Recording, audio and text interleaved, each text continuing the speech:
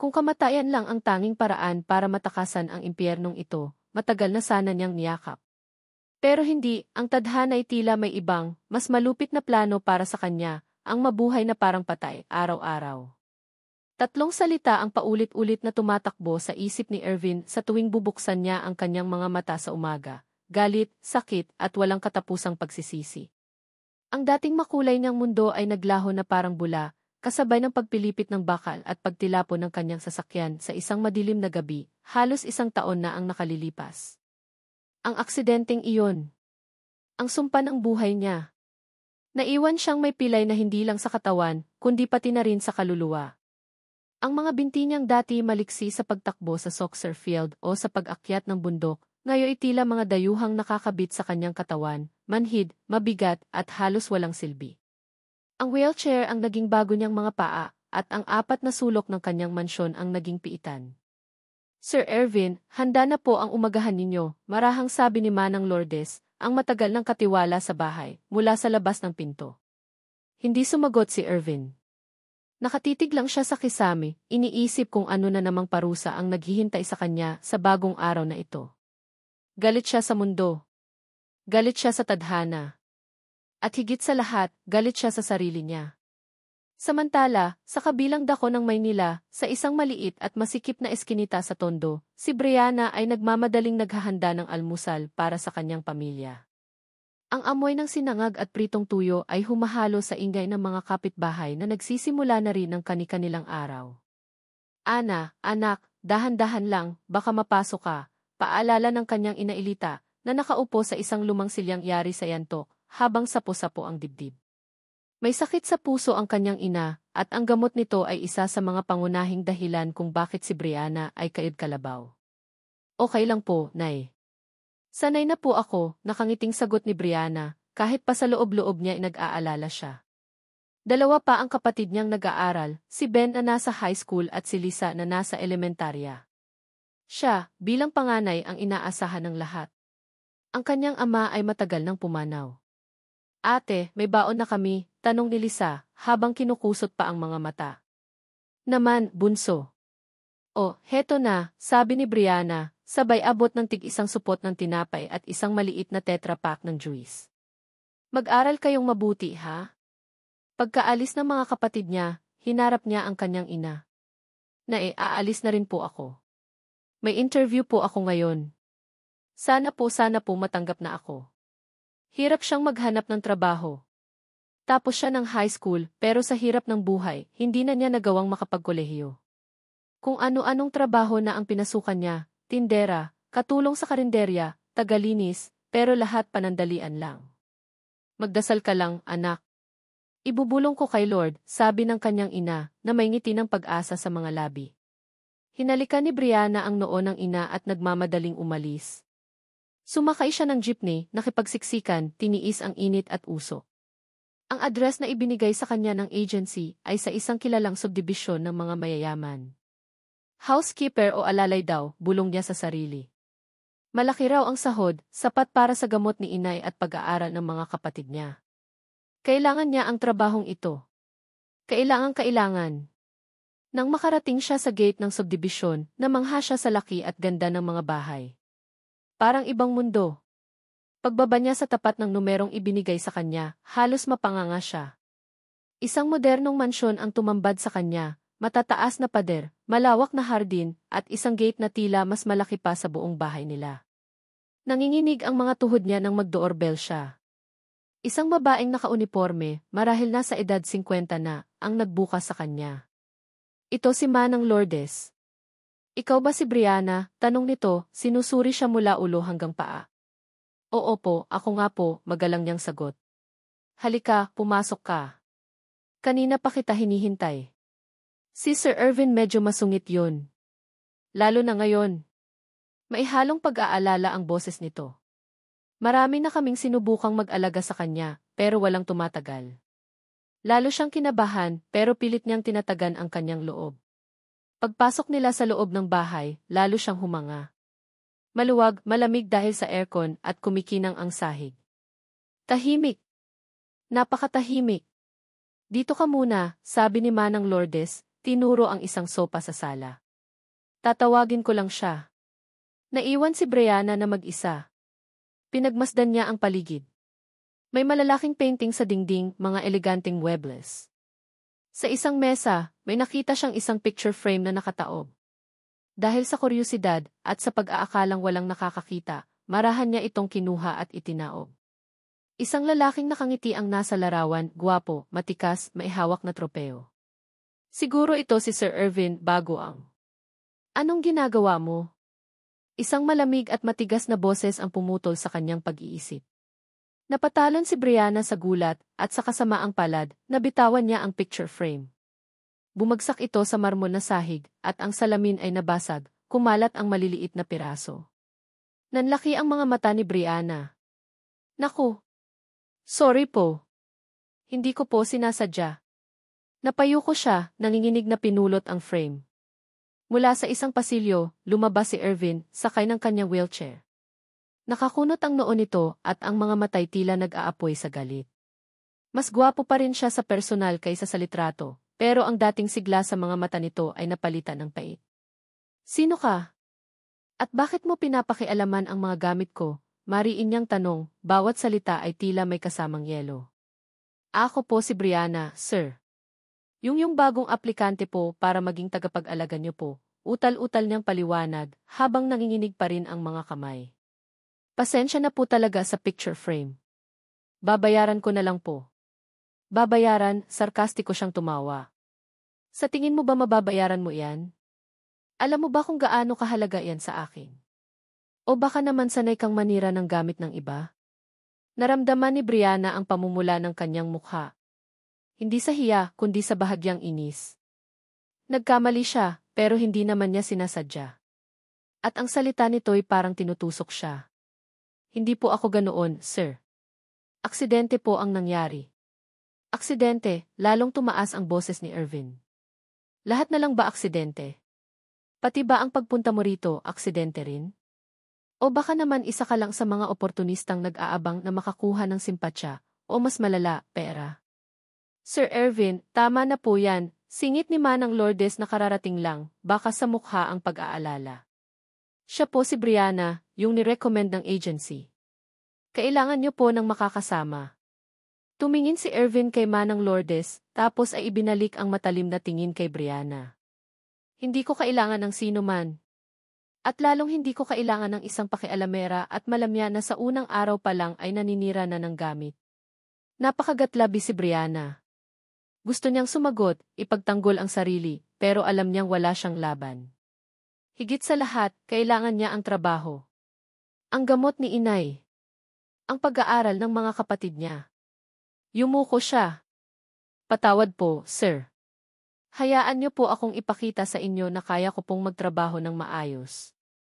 Hindi na po maulit. Halos pabulong niyang sabi, nilulunok ang sariling pride. Ang takot na hindi matanggap ay mas matindi kaysa sa galit na nararamdaman niya. Tinitigan siya ni Irvin ng matagal na parang sinusuri ang bawat hibla ng kanyang pagkatao. Maya-maya, umismid ito. CJ, bibigyan kita ng 1 linggo. Isang pagkakamali mo pa, kahit katiting, lumayas ka agad. Naintindihan mo? Tumango si Brianna, hindi makapagsalita. Ang pag-asang unti-unting nawawala kanina ay biglang bumalik kahit pa may kasamang kaba. Manang, ituro mo sa kanya ang mga dapat niyang gawin. At siguraduhin mong malilinis niya ang kalat na iyan, utos ni Irvin, bago inikot ang kanyang wheelchair at walang lingon likod na pumasok sa isang silid. Ang pinto ay malakas niyang isinara, na tila dagdag na diin sa kanyang mga salita. Naiwan si Brianna at Manang Lourdes sa sala. Huminga ng malalim si Brianna, pinipigilan ang mga luhang nagbabadyang tumulo. Ang una niyang araw at ganito na agad ang salubong sa kanya. Pasensya ka na kay Sir Irvin, Hija, malumanay na sabi ni Manang Lourdes, tinapik siya sa balikat. Hindi naman talaga siya ganyan dati. Ang aksidente binago siya nito. Tumango lang si Brianna. Pinulot niya ang mga bubog, iniingat ang hindi masugatan. Ang basag na salamin ay tila simbolo ng basag na pag-asa, ngunit sa gitna ng mga pirasong iyon, may isang maliit na liwanag na sumisilip. Isang pagkakataon. 1 linggo. Kailangan niyang patunayan ang sarili niya. Para sa pamilya niya. Para sa kinabukasan nila. Galit. Takot. Pag-asa. Ang tatlong emosyong iyon ang magiging kasama niya sa mga susunod na araw sa loob ng malaki, ngunit malungkot na bahay na iyon. Hindi niya alam kung ano ang naghihintay sa kanya, pero isa lang ang sigurado, hindi siya susuko. Ang unang linggo ni Brianna sa mansyon ni Irvin ay parang paglalakad sa napakanipis na yelo. Bawat kilos niya, bawat salita, pinag-iisipan niyang mabuti. Ang banta ni Irvin na isang pagkakamali lang ay palalayasin na siya ay parang matulis na tinik na nakatusok sa kanyang lalamunan. Pero sa kabila ng takot, mas nangingibabaw ang determinasyon. Kailangan niya ang trabahong ito. Sinimulan ni Brianna ang kanyang mga gawain ng may kasamang dasal. Maaga siyang gumigising bago pa man magising si Manang Lourdes para ihanda ang lahat. Tahimik siyang naglilinis, nag-aayos ng mga gamit at naghahanda ng pagkain ni Irvin. Natutunan niyang basahin ang mga senyales, kung kailan ito gustong mapag-isa, kung kailan ito tila mas iritable kaysa karaniwan. Si Irvin naman, sa simula, ay parang isang leon na nagmamasid sa kanyang teritoryo. Bawat galaw ni Brianna, tinitingnan niya ng may hinala. Madalas, puro ungol at masusungit na utos lang ang naririnig niya mula rito. Pakidala ng kape ko. At bilisan mo, ayokong lumalamig yan. Ayusin mo nga iyang unan sa likod ko. Hindi ka ba marunong? Huwag kang masyadong maingay na istorbo ako. Pero si Brianna hindi nagpatinag. Isang malumanay na T-opo, Sir T-o-T pasensya na po, Sir ilang ang isinasagot niya. Kahit paminsan ay parang gusto nang pumutok ng kanyang dibdib sa pinipigil na inis. Natutunan niyang hindi lahat ng sinasabi nito ay personal. Ang galit ni Irvin na pagtanto niya ay hindi para sa kanya kundi para sa sarili nito at sa sinapit nito. Isang hapon, habang inaayos ni Brianna ang mga libro sa study room ni Irvin, napansin niyang nahihirapan itong abutin ang isang partikular na aklat sa mataas na estante. Nakita niya ang bahagyang pagkunot ng noo nito at ang pagsisikap ng braso na iabot iyon, ngunit halatang sumasakit ang balikat nito. Walang imik na lumapit si Brianna. Sir, ako na po, mahinahon niyang sabi at maingat na kinuha ang aklat. Ito po ba? Tiningnan siya ni Irvin, may bahid ng pagkagulat sa mga mata, bago ito tumango ng bahagya. Walang salitang pasasalamat, pero sa unang pagkakataon, tila nabawasan ng kaunti ang tigas ng kanyang mukha. May mga pagkakataong nadadatnan ni Brianna si Irvin na nakatulala sa bintana, ang mga mata ay malayo ang tingin, puno ng lungkot na hindi nito masabi. Sa mga sandaling iyon, dahan-dahan lang siyang lalapit para iabot ang merienda nito o ang gamot. Hindi siya nagsasalita maliban kung kinakailangan. Ngunit sa kanyang mga kilos, ipinaparamdam niya ang isang uri ng malasakit na hindi mapapansin ng iba. Napansin ni Brianna na paborito ni Irvin ang sinigang na hipon. Isang araw, naisipan niyang ipagluto ito, tulad ng luto ng kanyang ina Elita. Nang ihain niya iyon, napansin niyang bahagyang natigilan si Irvin. Dahan-dahan itong sumubo. Saan mo to natutunan? Tanong nito, hindi nakatingin sa kanya. Sa nanay ko po, sir. Paborito niyo po yata ang sinigang. Tumango lang si Irvin at nagpatuloy sa pagkain. Sa unang pagkakataon, naubos nito ang laman ng mangkok. Isang maliit na tagumpay para kay Brianna, na nagdulot ng mumunting ngiti sa kanyang mga labi nang makatalikod na siya. Unti-unti, ang mga pader na itinayo ni Irvin sa paligid niya ay tila nagkakaroon ng maliliit na bitak. May mga araw na mas kalmado ito, na kahit papaano'y nakikipag-usap na ito kay Brianna tungkol sa mga simpleng bagay, ang schedule ng gamot niya, ang mga gusto niyang panoorin sa TV, o kung anong pagkain ang gusto niya para sa hapunan. Isang gabi, habang tinutulungan ni Brianna si Irvin na mag-inat ng mga binti, isang gawain na dati tinatanggihan nito mula sa mga therapist, bigla itong nagsalita. Alam mo ba dati, pangarap kong maging professional soccer player, sabi nito, ang boses ay mahina, halos pabulong. Nakatingin ito sa kawalan. Natigilan si Brianna. Ito ang unang pagkakataon na nagkwento ito tungkol sa sarili niya. Hindi siya umimik, hinayaan lang niya itong magpatuloy. Lahat ng training, lahat ng sakripisyo para lang doon. May pait sa kanyang tinig. Tapos, isang iglap lang nawala lahat. Tumuro ito sa kanyang mga binti. Kasama nito. Hindi alam ni Brianna ang sasabihin. Ang tanging nagawa niya ay marahang tapikin ang braso nito. Marami pa po kayong magagawa, sir, sabi niya, boses niya ay puno ng sinseridad. Hindi pa po huli ang lahat. Tumingin si Irvin sa kanya, at sa unang pagkakataon, nakita ni Brianna hindi ang galit o ang pait, kundi ang isang malalim na sugat, isang batang lalaking nawalan ng pangarap. Isang kislap ng kilig, hindi romantiko, kundi isang kilig ng pag-unawa at koneksyon, ang naramdaman ni Brianna. At kasabay noon ang pag-asa. Pag-asang baka sakaling, sa maliit niyang paraan, ay makatulong siya. Ngunit hindi laging payapa ang lahat. Ang tensyon ay naroroon pa rin, parang isang natutulog na bulkan na anumang oras ay maaaring sumabog. Isang umaga, nagmamadali si Brianna sa paghahanda ng almusal. Tumawag kasi ang kapatid niyang si Ben, humihingi ng dagdag na pera para sa project nito sa eskwelahan. Medyo nataranta siya, kaya't nang ilapag niya ang tasa ng kape ni Irvin, bahagyang natapon ito sa platito. Ano ba yan? Hindi ka ba nag-iingat? Sigaw ni Irvin, ang dating kalmadong mukha ay biglang sumungit. Ang boses nito ay tumama kay Brianna na parang sampal. Pati ba naman paglagay ng kape, hindi mo magawa ng tama? Ano bang silbi mo rito kung palagi ka nalang palpak? Nasaktan si Brianna. Hindi dahil sa natapong kape, kundi sa mga salitang binitiwan nito. Parang binura lahat ng maliliit na progreso na nagawa nila sa mga nakaraang araw. Pasensya na po, sir, sabi niya, pinipigilan ang panginginig ng boses. Medyo may iniisip lang po. Wala akong pakialam kung ano ang iniisip mo, lalong tumaas ang boses ni Irvin. Nandito ka para magtrabaho, hindi para mag-emote. Kung hindi mo kaya, pwede ka nang umalis. Ang salitang umalis ay tumago sa puso ni Brianna. Ang takot ay muling bumalik. Pero sa pagkakataong ito, may halong pagkadismaya. Akala niya, unti-unti nang nagbabago si Irvin. Akala niya, nakikita na nito ang kanyang pagsisikap. Hindi siya sumagot. Tahimik niyang pinunasan ang natapong kape, kinuha ang tasa, at bumalik sa kusina para gumawa ng bago. Nang bumalik siya, nakita niyang nakatingin si Irvin sa kanya, ang galit sa mukha nito ay napalitan ng parang pagsisisi. O baka imahinasyon lang niya iyon. Inilapag niya ang bagong kape, mas maingat ngayon. Hindi pa rin ito nagsasalita.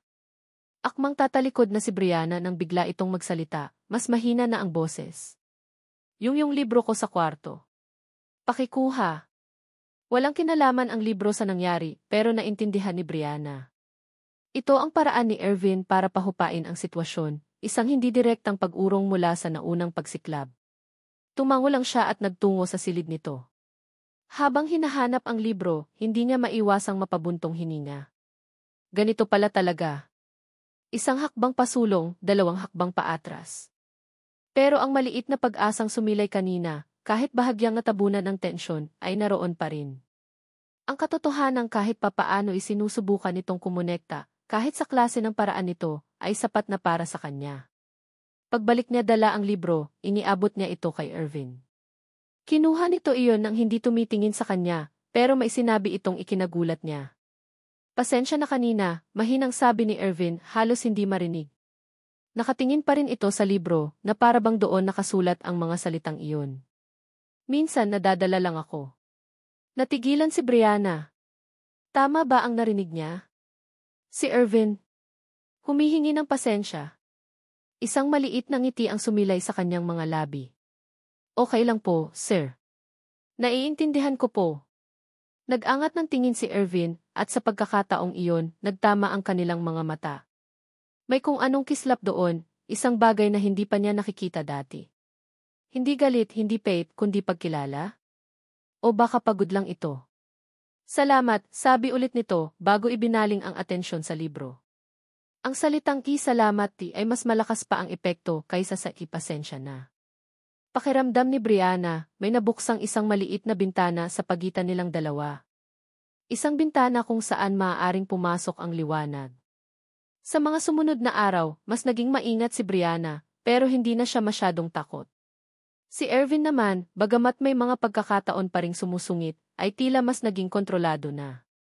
May mga sandaling nahuhuli niya itong nakatingin sa kanya, hindi na may hinala, kundi may bahid ng kuryosidad. Isang hapon, habang nagdidilig si Brianna ng mga halaman sa hardin, isang gawain na idinagdag niya sa kanyang mga responsibilidad dahil nakikita niyang nalulungkot ang mga dati magagandang bulaklak, lumabas si Irvin sa terrace, sakay ng wheelchair. Pinanood siya nito ng ilang sandali. Mahilig ka pala sa halaman, tanong nito. Opo, sir. Nakakagaan po kasi ng pakiramdam kapag nakakakita ng magagandang bulaklak, sagot ni Brianna, habang inaalis ang mga tuyong dahon sa isang rosas. Dati, ang mama ko ang nag-aalaga niyan, sabi ni Irvin, ang boses ay may bahid ng alaala. Paborito niya ang mga rosas na iyan. Ito ang unang pagkakataon na nabanggit nito ang kanyang ina. Naramdaman ni Brianna ang lungkot sa tinig nito. Maganda po talaga sila, sabi ni Brianna. Sigurado po akong natutuwa ang mama niyo na inaalagaan pa rin sila. Hindi sumagot si Irvin pero nanatili itong nakatingin sa mga rosas. Maya-maya, tinuro nito ang isang partikular na halaman na may kakaibang kulay ng bulaklak. Alam mo ba kung anong tawag dyan? Umiling si Brianna. Hindi po, sir. Sampagita, sabi ni Irvin. Pero hindi yung ordinaryo. Hybrid yan. Bigay sa akin ng isang kaibigan. May kung anong emosyon sa huling mga salita nito na hindi mawari ni Brianna. Sa mga ganitong usapan, kahit simple lang, nararamdaman ni Brianna na unti-unti siyang nakakapasok sa mundo ni Irvin, kahit sa pinakadulong bahagi lang nito. Ang dating amo na parang halimao sa kanyang paningin ay unti-unting nagkakaroon ng ibang mukha, isang taong nasaktan, nalungkot at nangungulila. May mga gabi ring kapag tapos na ang lahat ng gawain, at naghahanda na si Brianna para umuwi, may maliit siyang kwarto sa staff house sa likod ng mansyon, pero mas pinipili niyang umuwi sa kanila hanggat maaari para makasama ang pamilya. Ay nadadaanan niya si Irvin sa sala, nanonood ng lumang pelikula o nakikinig ng musika. Minsan, nagtatanong ito tungkol sa pamilya niya. Kumusta ang nanay mo? Tanong nito isang gabi. Mabuti naman po, sir. Nakakainom na po siya ng gamot niya ng regular dahil po sa trabaho ko rito. Tumango si Irvin. Mabuti yan. Pagkatapos ay idinagdag na tila nag-aalangan kung kailangan mo ng tulong para sa kanya, sabihin mo lang. Napangiti si Brianna. Salamat po, sir. Malaking tulong na po itong trabaho ko. Ang mga alitan ay hindi tuluyang nawala. May mga araw pa rin ng iritasyon at hindi pagkakaunawaan. Minsan, dahil sa pagod ni Brianna o dahil sa masamang gising ni Irvin. Pero ang kaibahan ngayon, mas mabilis na itong humuhupa. Parang isang maikling unos na pagkatapos ay sisikat ulit ang araw. Ang mga mabilis na pagtatalo ay nauwi sa isang mas tahimik na pag-uusap o minsan, sa isang nakabibinging katahimikan na may kasamang pag-unawa. Isang beses, habang naglilinis si Brianna ng banyo ni Irvin, hindi niya sinasadyang matabig ang isang maliit na bote ng pabango. Bumagsak ito at nabasag. Nanlamig ang buong katawan ni Brianna. Naalala niya ang insidente sa picture frame noong unang araw niya. Naku, patay. Nanginginig siyang lumabas para sabihin kay Irvin ang nangyari. Inaasahan na niya ang sigaw, ang galit. Nakita niya si Irvin sa study room, nagbabasa. Sir D. Panimula niya, nanginginig ang boses. Tumingin ito sa kanya. Bakit? Yung pabango niyo po sa banyo, nabasag ko po. Pasensya na po talaga. Naghihintay si Brianna sa pagsabog nito. Pero imbes na magalit, tinitigan lang siya ni Irvin ng ilang sandali. Pagkatapos, isang maliit, halos hindi mahahalata, na ngiti ang sumilay sa gilid ng labi nito. Hayaan mo na, sabi nito. Marami pa namang ganoon. At saka, hindi ko na rin naman masyadong ginagamit yun. Napakurap-kurap si Brianna. Hindi siya makapaniwala. Pero, Sir D. Okay lang, Brianna, sabi ni Irvin, at sa unang pagkakataon, tinawag siya nito sa pangalan niya nang walang kasamang Hoyt o ikaw. Linisin mo na lang. At mag-ingat ka, baka masugatan ka. Tumango si Brianna, hindi pa rin makapaniwala sa narinig. Ang dating apoy na galit ay napalitan ng isang mas mahinahong apoy, ang init ng pagtanggap ng pag-unawa. Isang mas maliwanag na hangarin ang nagsisimulang sumibol sa pagitan nilang dalawa. Ang pag-aalaga kay Irvin ay hindi na lang isang trabaho para kay Brianna. Ito ay nagiging isang misyon, ang tulungan ang isang taong nalunod sa sarili niyang kadiliman na muling makahanap ng liwanag. At sa prosesong iyon, hindi niya namamalayan, pati siya ay nabibigyan ng liwanag. Ang pag-asa na dati manipis na hibla lang ay unti-unti nang tumitibay. Ang kilig na nararamdaman niya ay hindi na lang dahil sa koneksyon, kundi dahil sa nakikita niyang pagbabago, gaano man kaliit. Ang mansyon na dati parang piitan ay unti-unti nang nagiging isang lugar kung saan ang dalawang pusong nasaktan ay maaaring maghilom. Ang pagdating ng liwanag ay mabagal, ngunit sigurado.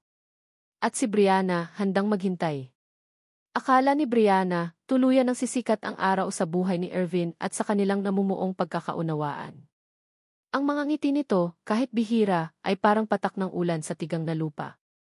Ang mga sandali ng katahimikan nila ay hindi na nakakabingi, kundi puno ng hindi nasasambit na mga salita. Ngunit ang tadhana, tila may ibang plano. Ang nakaraan, na akala nila ay unti-unti nang napagtatakpan ng kasalukuyan, ay biglang bumalik na parang isang multo, handang sirain ang anumang sinimulang buin. Isang umaga, habang naghahanda si Brianna ng almusal, napansin niyang kakaiba ang ikinikilos ni Irvin. Mas tahimik ito kaysa dati, at ang mga mata nito'y tila may tinatanaw na malayo, isang bagay na hindi niya makita. Ang dating bahagyang liwanag sa mukha nito ay napalitan ng isang madilim na anino. "Sir, okay lang po kayo?" Nag-aalalang tanong ni Brianna habang inilalapag ang kape nito. Hindi ito sumagot. Kinuha lang nito ang tasa at humigop, ang tingin ay nanatiling blanko. Buong araw, halos hindi ito nagsalita. Ang mga utos nito ay maikli at matigas, bumalik sa dating tono na puno ng galit at pagkayamot. Naramdaman ni Brianna ang biglaang paglamig ng paligid, ang pagbabalik ng pader sa pagitan nila. Kinagabihan, habang nagliligpit si Brianna sa study room, may nakita siyang isang sobre na nakapatong sa mesa ni Irvin. Hindi ito selyado. Hindi niya sinasadyang masulyapan ang pangalan ng nagpadala, Althea. May kung anong kumirot sa dibdib ni Brianna. Althea. Iyon ang pangalan ng babaeng kasama ni Irvin sa aksidente, ang babaeng hindi nakaligtas. Hindi niya dapat pakialaman, alam niya. Pero ang kuryosidad at ang isang hindi maipaliwanag na pag-aalala ay nagtulak sa kanya. Maingat niyang kinuha ang sulat. Maikli lang ito. Irvin, alam kong matagal na, pero hindi pa rin ako mapakali. Kailangan nating mag-usap. Tungkol sa nangyari. Tungkol sa atin. Hintayin kita sa dati nating tagpuan sa Sabado, 3:00 ng hapon. Umaasa, Althea. Napasinghap si Brianna. Althea. Buhay siya. Pero paano? Ang alam ng lahat, pati na si Irvin ay. Bumalik sa isip niya ang mga kwento ni Manang Lourdes. Si Althea ang fiancé ni Irvin. Ang aksidente ay nangyari pa uwi sila mula sa isang party. Si Irvin ang nagmamaneho. Ang sisi, ang bigat ng pagkamatay ni Althea, iyon ang isa sa mga pangunahing dahilan ng kasalukuyang kalagayan ni Irvin. Pero kung buhay si Althea, ano ang ibig sabihin nito? Bakit ngayon lang ito nagpakita? At ano ang kinangyari na tinutukoy nito? Bago pa man niya maibalik ang sulat, bumukas ang pinto. Si Irvin. Nakakunot ang noo nito nang makita ang hawak niya. Anong ginagawa mo? Malamig na tanong nito, ang boses ay puno ng hinala. Nabitawan ni Brianna ang sulat na parang napaso. Sir, pasensya na po. Hindi ko po sinasadya. Mabilis na kinuha ni Irvin ang sulat, ang mga mata ay nag-aapoy. Hindi ka ba talaga marunong rumespeto ng pribadong gamit? O sadyang tsismosa ka lang? Hindi po, sir. Nakita ko lang po, akala ko po basura, pagsisinungaling ni Brianna, pero alam niyang hindi ito maniniwala. Ang pamumula ng kanyang mukha ang nagpahamak sa kanya. Sinungaling! Sigaw ni Irvin. Pare-pareho lang kayo. Mga manggagamit. Mga mapagpanggap. Ang mga salitang iyon ay tumama kay Brianna ng mas masakit kaysa dati. Akala niya may tiwala na ito sa kanya, kahit kaunti. Ngayon, parang bumalik sila sa simula o mas malala pa. Sir, hindi po totoo yan.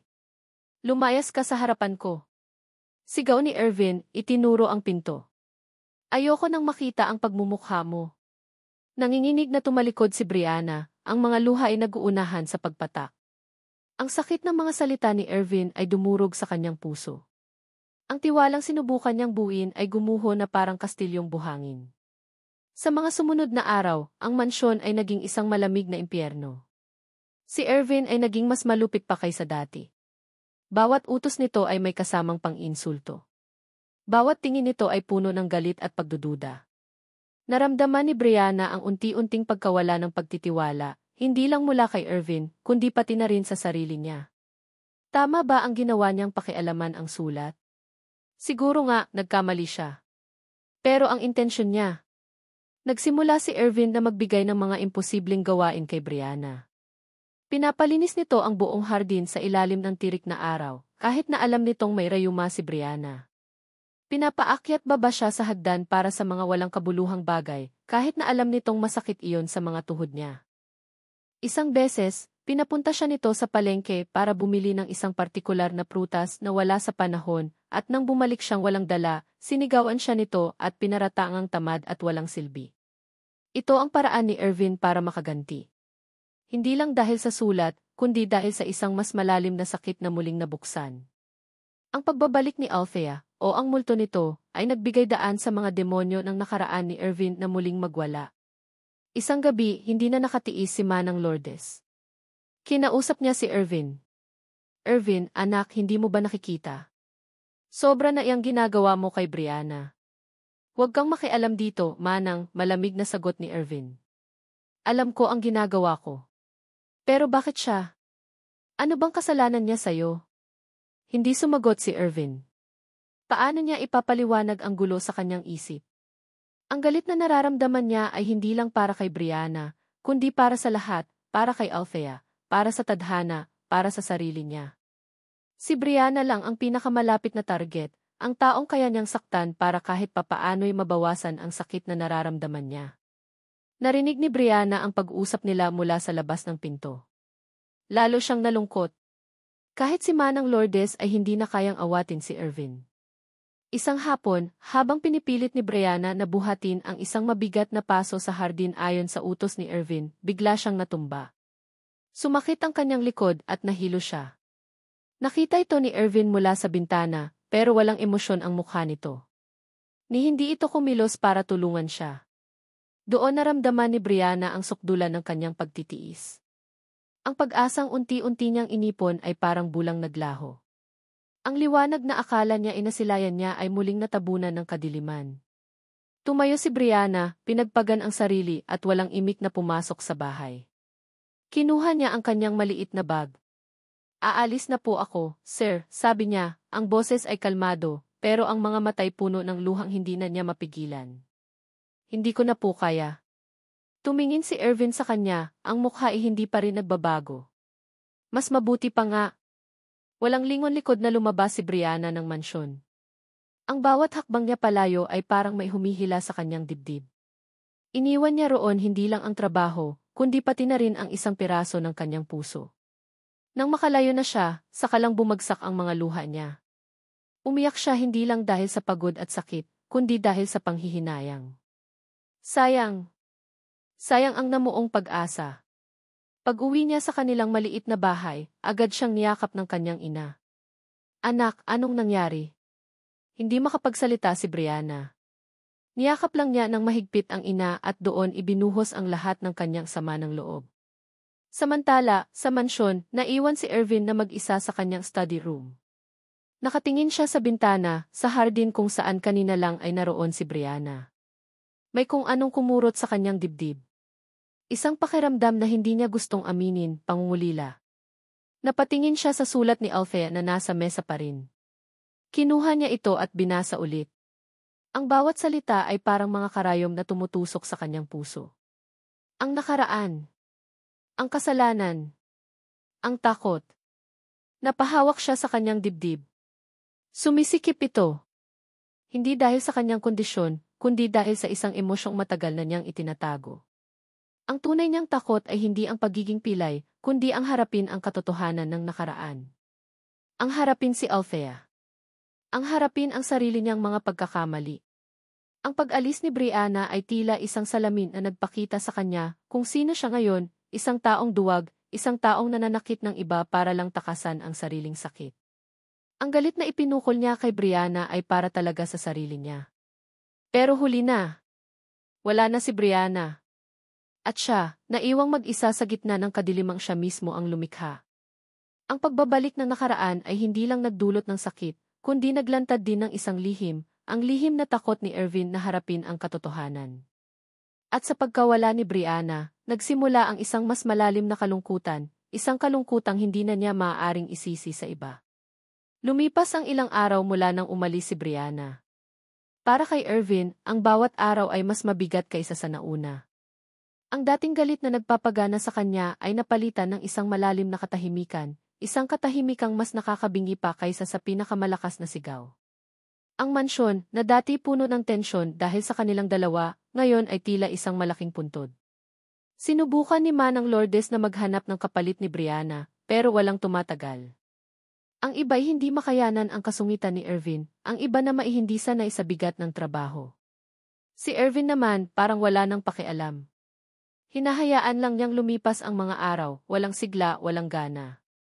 Madalas, nahuhuli siya ni Manang Lourdes na nakatulala, hawak ang sulat ni Althea, o minsan na mainakatingin sa hardin na pinaghirapang ayusin ni Brianna. Ang mga bulaklak na dati nagbibigay ng kaunting kulay sa madilim niyang mundo ay nagsisimula na namang malanta. Walang Brianna na magdidilig. Walang Brianna na mag-aalis ng mga tuyong dahon. Isang hapon, habang nakaupo si Irvin sa terrace, nakatanaw sa papaglubog na araw, narinig niya ang boses ni Manang Lourdes mula sa sala. May kausap ito. Maya-maya, lumapit ito sa kanya, may kasamang pag-aalangan sa mukha. Sir Irvin, may bisita po kayo. Kumunot ang noo ni Irvin. Wala siyang inaasahang bisita. Sino? Hindi nakasagot si Manang Lourdes. Sa halip, isang pamilyar na figura ang lumitaw mula sa likod nito. Si Brianna. Natigilan si Irvin. Hindi siya makapaniwala sa nakikita niya. Si Brianna. Bumalik siya. May dala itong isang maliit na bayong, at sa mukha nito, mababakas ang pagod, pero may determinasyon sa kanyang mga mata. Anong ginagawa mo rito? Tanong ni Irvin, sinubukang itago ang pagkagulat sa kanyang boses. Ang puso niya, na matagal ng manhid, ay biglang tumibok ng malakas. Gusto ko po sanang mag-apply ulit, sabi ni Brianna, ang boses ay bahagyang nanginginig, pero matatag. Kung papayag po kayo. Hindi makapagsalita si Irvin. Bakit siya bumalik? Pagkatapos ng lahat ng ginawa niya? Pagkatapos ng lahat ng sakit na idinulot niya? Akala ko ba ayaw mo na, sarkastikong tanong niya, sinusubukang ibalik ang dating depensa. Kailangan ko po ng trabaho, sir, diretsong sagot ni Brianna. At alam ko pong kailangan niyo rin ng tulong. Tumingin ito sa paligid, sa mga halaman na nagsisimula ng malanta, sa bahay na tila nawala ng buhay. At siguro po, kailangan niyo rin ng kaibigan. Ang huling salita ay tumama kay Irvin. Kaibigan. Isang bagay na matagal na niyang kinalimutan, isang bagay na akala niya hindi na niya kailangan. Hindi kita kailangan, matigas niyang sabi, pero alam niyang nagsisinungaling siya. Sa mga araw na wala si Brianna, naramdaman niya ang isang malaking kakulangan. Hindi lang sa tulong sa mga gawain, kundi sa presensya nito, sa tahimik nitong malasakit, sa pag-asang dala nito. Pero kailangan ko po kayo, Sir Irvin, git ni Brianna. Kailangan po ng pamilya ko ang tulong na maibibigay ko kung magtatrabaho ako rito. May luha sa gilid ng kanyang mga mata, pero pinipigilan niya itong tumulo. Pangako po, gagawin ko po ang lahat. Kahit na po, hindi niyo ako ituring na kaibigan. Basta po hayaan niyo akong magtrabaho. Ang desperasyon sa boses ni Brianna, ang kanyang katatagan, ang kanyang hindi maipaliwanag na pagbabalik lahat ng iyon, ay unti-unting gumigiba sa pader na itinayo ni Irvin. Nakita niya ang sarili niyang pagdurusa sa mga mata ni Brianna. Nakita niya ang bigat ng responsibilidad na pasa nito. At nakita niya ang isang tapang na hinangaan niya. Huminga ng malalim si Irvin. Sige, sabi niya, ang boses ay mas mahina na. Pero sa isang kondisyon. Nag-angat ng tingin si Brianna, may bahid ng pag-asa. Huwag mo nang pakialaman ang mga gamit ko, sabi ni Irvin, ang tingin ay seryoso. At subukan mong intindihin na minsan hindi madali para sa akin. Tumango si Brianna, isang maliit na ngiti ang sumilay sa kanyang mga labi. Opo, sir. Naiintindihan ko po. Salamat po. Ang pagbabalik ni Brianna ay parang isang sariwang hangin sa naninikip na dibdib ni Irvin. Sa simula, may alinlangan pa rin siya. Ang galit na naramdaman niya ay hindi pa tuluyang nawawala, pero natatabunan na ito ng ibang emosyon, isang uri ng paghanga, at marahil, isang mumunting hiya sa mga nagawa niya. Muling sinimulan ni Brianna ang kanyang mga gawain. Mas maingat siya ngayon, mas mapagmasid. Hindi na siya nagtatanong tungkol sa mga personal na bagay ni Irvin, maliban kung ito mismo ang magbubukas ng usapan. Ngunit ang malasakit niya ay naroon pa rin, kitang-kita sa bawat kilos niya. Isang araw, nadatna ni Irvin si Brianna sa hardin, masayang inaayos ang mga halaman. Ang mga dating nalalantang bulaklak ay unti-unti nang bumabalik sa dati nilang sigla. May dala itong isang maliit na radyo at nakikinig ito sa isang masayang tugtugin habang nagtatrabaho. Hindi na malaya ni Irvin na napapangiti siya habang pinagmamasdan ito. Ang simpleng sigla ni Brianna ay nakakahawa. Lumipas ang mga linggo. Ang relasyon nila ay unti-unti nang nagiging mas komportable. Ang mga utos ni Irvin ay hindi na kasing tigas ng dati. Minsan, nagkakaroon sila ng mga maikling usapan tungkol sa mga balita, sa mga palabas sa TV, o sa mga paborito nilang pagkain. Napansin ni Irvin na si Brianna ay hindi lang masipag, kundi matalino rin. Minsan, kapag may problema siya sa computer, o may hindi siya maintindihan sa isang dokumento, si Brianna ang nakakatulong sa kanya. Isang gabi, habang nag-check si Irvin ng mga email, may isang importanteng file na hindi niya mabuksan. Naiinis na siya dahil kanina pa niya sinusubukan. Pumasok si Brianna para magdala ng merienda. May problema po ba, sir? Tanong nito. Itong pesting file na to, ayaw bumukas, iritableng sagot ni Irvin. Lumapit si Brianna at sumilip sa screen. Naku, corrupted po yata, sir. Pero baka po kaya pang ayusin. Sa loob ng ilang minuto, sa tulong ng ilang online tools na alam ni Brianna, naayos ang file. Namangha si Irvin. Saan mo natutunan yan? Tanong niya. Mahilig po kasi akong magbasa at mag-research online, sir. Sayang nga po, hindi ako nakapag-college. May bahid ng panghihinayang sa boses nito. Natahimik si Irvin. Nakaramdam siya ng kaunting konsensya. Si Brianna, na may potensyal, ay kailangang magtrabaho ng husto para lang sa pamilya. Samantalang siya, na may lahat ng oportunidad, ay nagmumukmuk lang sa kanyang kalungkutan. Ang pagbabalik ni Brianna ay hindi lang tungkol sa pagtulong sa mga pisikal na pangangailangan ni Irvin.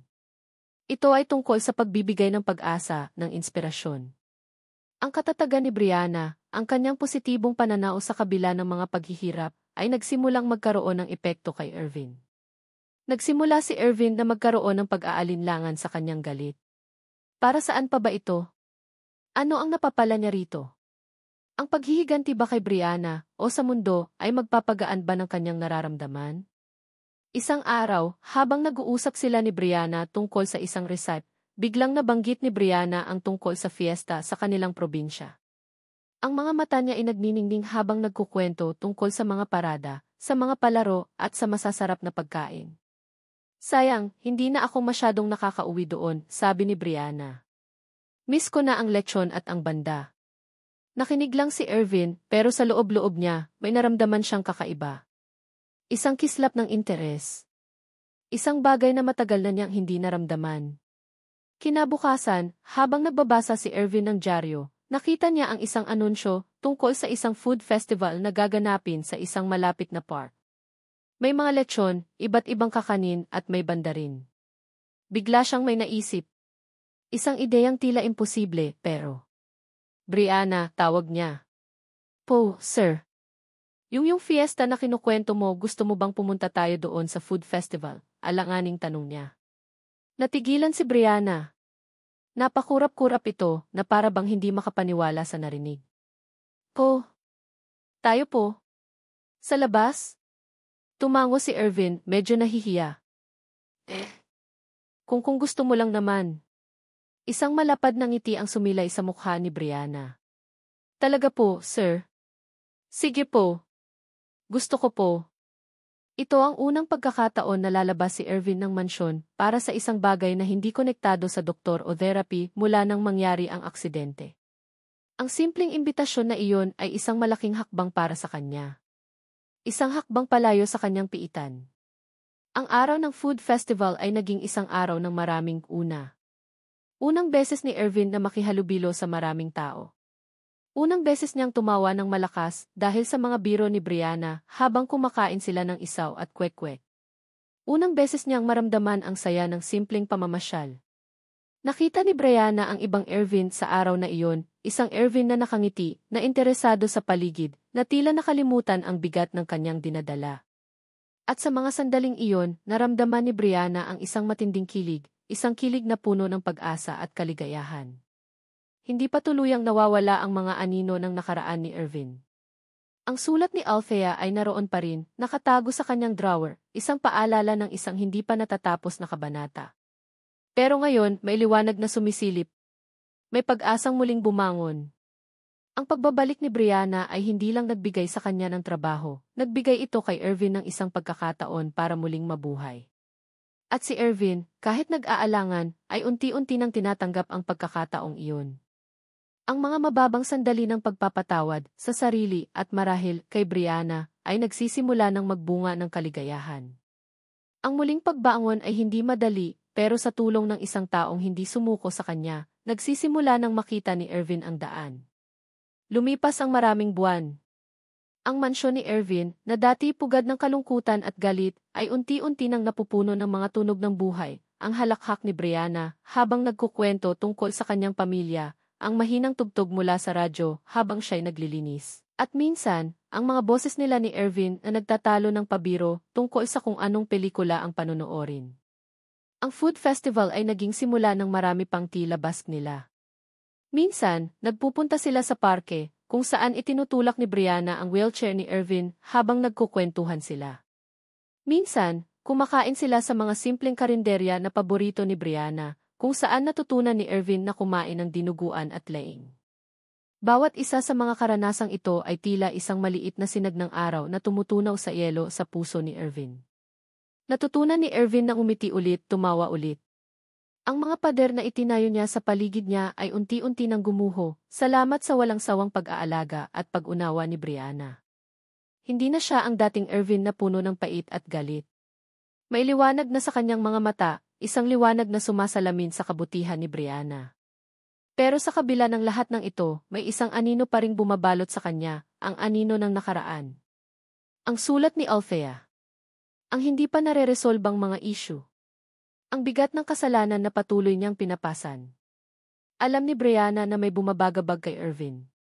Nakikita niya ito sa mga sandaling natutulala ito, o kapag bigla na lang itong nagiging tahimik. Pero hindi niya ito pinipilit na magsalita. Hinihintay niya. Nagtitiwala siyang kapag handa na si Ervin, ito mismo ang magsasabi sa kanya. Isang gabi, habang nagkakape sila sa terrace pagkatapos ng hapunan, biglang nagsalita si Ervin. Brianna, sabi nito, ang boses ay seryoso. May kailangan akong sabihin sa'yo. Napatingin si Brianna, medyo kinakabahan. Ano po yun, sir? Huminga ng malalim si Ervin. Tumingin ito sa malayo, sa mga bituin sa langit. Tungkol sa aksidente. Tumahimik si Brianna, naghihintay. Alam niyang ito na iyon. Si Althea buhay siya. Hindi nagulat si Brianna. Matagal na niyang alam, mula pa noong nabasa niya ang sulat. Pero ang marinig ito mula mismo kay Ervin ay iba pa rin ang epekto. Tumango lang siya. Nakatanggap ako ng sulat mula sa kanya, ilang buwan na ang nakalipas, pagpapatuloy ni Ervin. Gusto niyang makipagkita. Gusto niyang pag-usapan ang nangyari. At nakipagkita po kayo, mahinang tanong ni Brianna. Yumaling si Ervin. Hindi.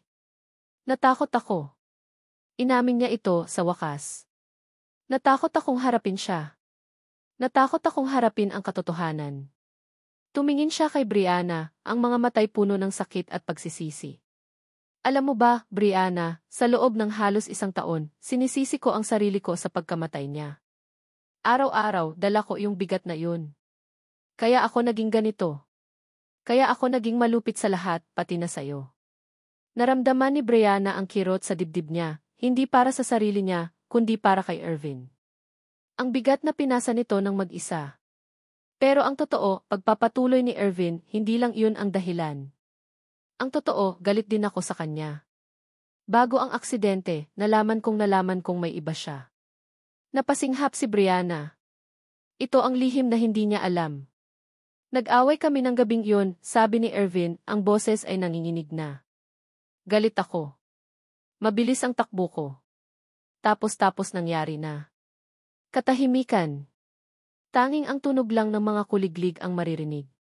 Nang mabasa ko ang sulat niya, bumalik lahat ng galit. Pero kasabay noon, bumalik din ang takot. Takot na baka ako pa rin ang may kasalanan. Baka kung hindi ako nagalit, kung hindi ako naging pabayad. Hindi na niya natapos ang sasabihin. Yumuko siya at nakita ni Brianna ang mga luhang pumatak mula sa kanyang mga mata.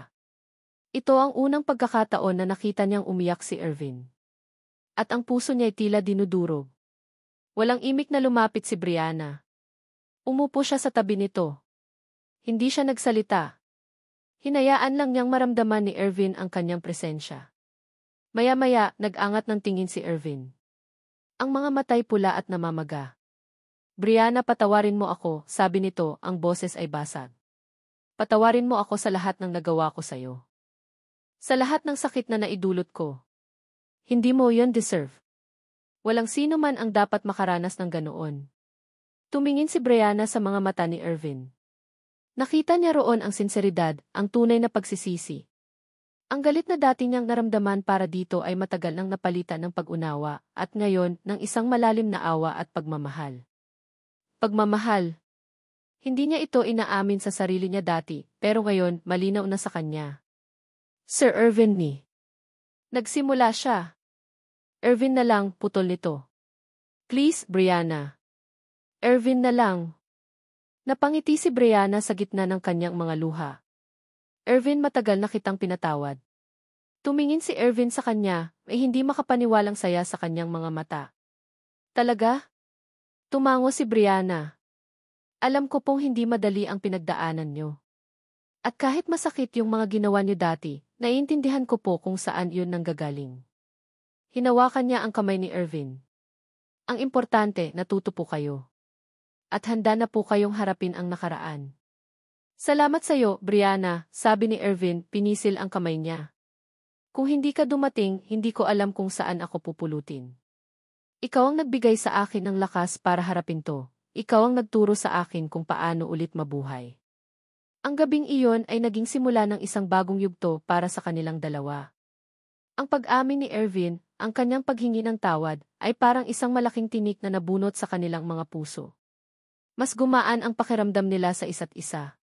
Mas naging malalim ang kanilang koneksyon. Kinabukasan, nagdesisyon si Ervin. Pupuntahan ko si Althea. Sasama po ako, agad na sabi ni Brianna. Ngumiti si Ervin. Alam ko. Ang pagkikita nila ni Althea ay hindi naging madali. Maraming emosyon ang lumabas, galit, sakit, pagsisisi, pagpapatawad. Nalaman ni Ervin na totoong nagkaroon ng iba si Althea, pero nagsisisi na ito. Nalaman din niyang si Althea mismo ay nagtago dahil sa takot at hiya. Si Brianna, naroon lang sa tabi ni Ervin, tahimik na nagbibigay ng suporta. Hindi siya nakialam sa usapan, pero ang presensya niya ay sapat na para kay Ervin. Pagkatapos ng mahabang pag-uusap, nagpatawaran sina Ervin at Althea. Walang romantikong pagbabalikan, pero mayroon ng closure. Isang mabigat na kabanata sa buhay ni Ervin ang tuluyan ng nagsara. Pag-uwi nila sa mansyon, ramdam ni Ervin ang kakaibang gaan. Parang nabunutan siya ng isang malaking krus sa kanyang likod. Tapos na, sabi niya kay Brianna, isang malawak na ngiti sa kanyang mga labi. Ngumiti rin si Brianna. Masaya po ako para sa inyo, Ervin. Ang mga sumunod na araw ay puno ng bagong sigla. Si Ervin ay nagsimulang maging mas aktibo. Nagsimula siyang mag-ehersisyo ulit sa tulong ng isang bagong therapist. Nagsimula rin siyang mag-isip tungkol sa kanyang kinabukasan. Isang araw, may ipinakita siyang mga papeles kay Brianna. May naisip akong negosyo. Isang maliit na coffee shop na may kasamang maliit na bookstore. Gusto ko sanang ikaw ang mag-manage. Natigilan si Brianna. Ako po. Ikaw ang pinagkakatiwalaan ko, Brianna. At alam kong kaya mo to, mahilig ka sa kape, mahilig kang magbasa. At higit sa lahat, masipag ka at matalino. Hindi makapagsalita si Brianna sa tuwa at gulat. Isang pangarap na hindi niya akalaing matutupad. Pero paano po kayo? Ako ang investor, nakangiting sabi ni Irvin. At siguro, pwede akong tumambay doon paminsan-minsan para magbasa at magkape. Tumingin siya kay Brianna. At para makasama ka. Namula si Brianna. Ang kilig na naramdaman niya ay iba na ngayon. Hindi na lang ito simpleng paghanga o pagkakaibigan. May mas malalim na itong kahulugan. Nagsimula silang magplano para sa coffee shop. Magkasama silang naghahanap ng pwesto, nagde-design ng interior, at pumipili ng mga libro at kape. Bawat araw ay isang bagong adventure para sa kanila. Ang dating amo at katulong ay naging magpartner, hindi lang sa negosyo, kundi sa buhay. Ang pagbabalik loob ni Irvin ay hindi lang tungkol sa paghingi ng tawad sa mga pagkakamali ng nakaraan. Ito ay tungkol sa pagtanggap sa sarili, sa pagbubukas ng puso sa bagong simula, at sa pagkilala sa pag-ibig na matagal nang naghihintay sa kanya, isang pag-ibig na dumating sa katauhan ng isang simpleng babae na nagngangalang Brianna. Ang kanilang samahan, na sinubok ng kalungkutan at mga pagsubok, ay mas lalo pang tumibay. Ang pagpapatawad ang naging pundasyon ng isang mas matatag at masayang kinabukasan. Ang dating madilim na mansyon ay naging isang tahanan, hindi lang para kay Irvin, kundi pati na rin para kay Brianna. Isang tahanan kung saan ang pag-ibig ay malayang namumukadkad. Ang amoy ng bagong lutong kape at mga pahina ng libro ang sumasalubong sa sinumang papasok sa ikapihan at aklatan ni Guy, ang pangarap na itinayo ni na Irvin at Brianna. Ang maliit na coffee shop na may mga estanteng puno ng iba't ibang uri ng libro ay naging paboritong tambayan ng mga estudyante, manunulat at mga taong naghahanap lang ng tahimik na lugar para mag-relax. Si Brianna, na may suot na apron na may bordang TE, ay abala sa pag-aasikaso ng mga customer. Ang kanyang mga ngiti ay kasing init ng kapeng kanyang tinitimpla. Si Irvin naman, madalas ay nasa isang sulok, may hawak na libro o laptop, pero ang mga matay palihim na sumusulyap kay Brianna, may paghanga at pagmamahal. Lumipas ang isang taon mula nang magbukas ang kanilang negosyo. Naging matagumpay ito, hindi lang sa pinansyal na aspeto, kundi pati na rin sa pagbibigay ng bagong direksyon sa buhay nilang dalawa. Si Brianna, na dati isang simpleng kasambahay na may mabigat na responsibilidad, ay isa na ngayong matagumpay na negosyante. Ang kanyang pamilya ay mas maalwan na ang buhay. Ang kanyang inaylita ay regular nang nakakapagpatingin sa doktor, at ang kanyang mga kapatid ay nakakapag-aral ng walang masyadong alalahanin. Si Irvin naman, bagamat nasa wheelchair pa rin, ay hindi na ang dating Irvin na puno ng galit sa mundo. Ang kanyang mga ngiti ay madalas na, at ang kanyang mga matay puno ng pag-asa. Natutunan niyang muling magtiwala, hindi lang sa iba, kundi pati na rin sa sarili niya. Ang pagmamahal ni Brianna ang naging liwanag na gumabay sa kanya palabas sa kadiliman. Isang hapon, habang nagliligpit si Brianna sa counter, lumapit si Irvin. May dala itong isang maliit na kahon. Brianna, sabi nito, medyo kinakabahan. May gusto sana akong ibigay sa'yo. Napatingin si Brianna, nagtataka. Ano po yun, Irvin? Inabot ni Irvin ang kahon. Binuksan ito ni Brianna. Sa loob, may isang maliit na susi. Ano to? Tanong ni Brianna. Susi yan, nakangiting sabi ni Irvin. Susi sa bagong apartment na nirentahan ko. Malapit lang dito sa coffee shop. Tumingin siya ng diretso sa mga mata ni Brianna. Gusto ko sanang doon na tayo tumira. Magkasama. Natigilan si Brianna. Ang puso niya ay kumabog ng malakas. Tayo. Magkasama? Sabi ni Irvin, hinawakan ang mga kamay ni Brianna. Alam kong mabilis, pero... Brianna, mahal kita. Mahal na mahal kita. At gusto kong makasama ka, hindi lang bilang business partner, kundi bilang asawa. Napaluha si Brianna. Hindi sa lungkot, kundi sa labis na kaligayahan. Ang mga salitang matagal na niyang gustong marinig. Irvin, mahal din kita. Niyakap siya ni Irvin ng mahigpit. Alam kong marami tayong pinagdaanan. Alam kong nasaktan kita dati. Pero pangako, Brianna, gagawin ko ang lahat para mapasaya ka. Hinding-hindi na kita sasaktan ulit. Alam ko yun, Irvin, sabi ni Brianna, habang yakap-yakap pa rin ito. At ikaw din, pinapasaya mo ako. Sobra. Ang plano nilang tumira ng magkasama ay naging simula ng mas marami pang plano para sa kanilang kinabukasan. Nag-usap sila tungkol sa pagpapalaki ng kanilang negosyo, sa pagtulong sa komunidad, at pati na rin sa pagbuo ng sarili nilang pamilya.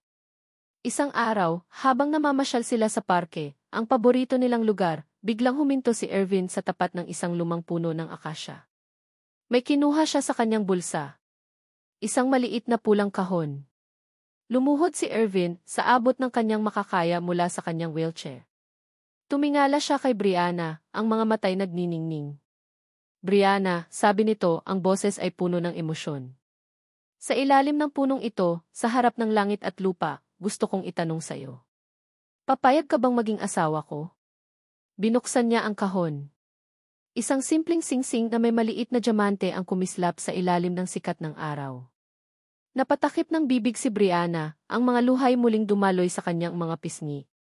Ito na ang pinakamasayang sandali ng kanyang buhay. Ervin!